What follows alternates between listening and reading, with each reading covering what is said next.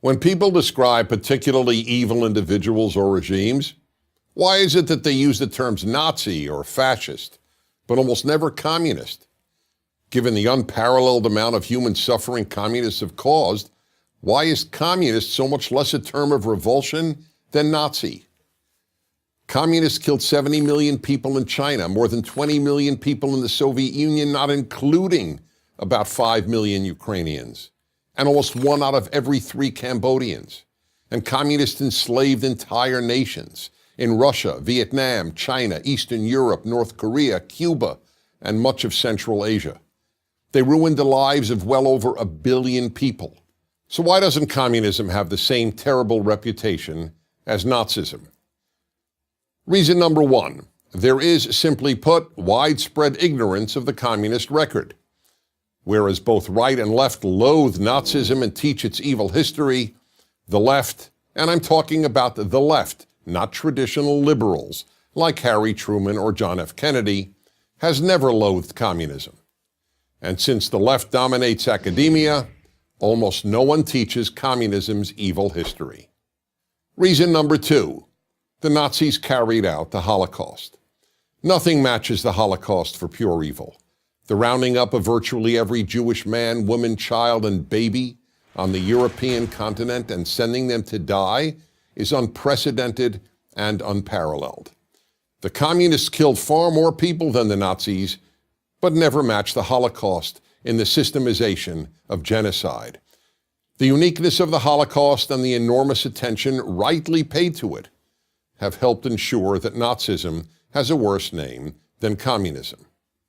Reason number 3, communism is based on nice-sounding theories. Nazism isn't. It's based on heinous-sounding theories.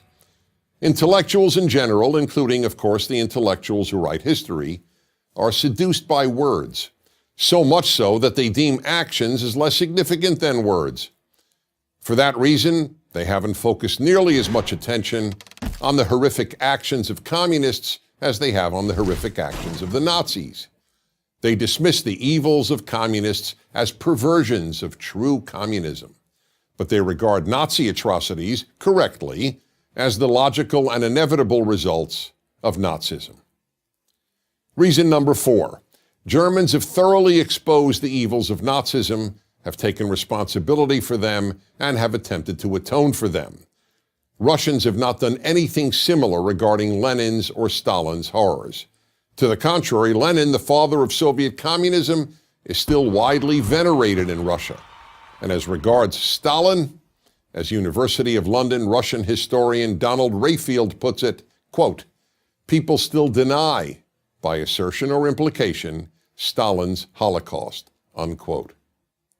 Even less so as China exposed the greatest mass murderer and enslaver of them all, Mao Zedong.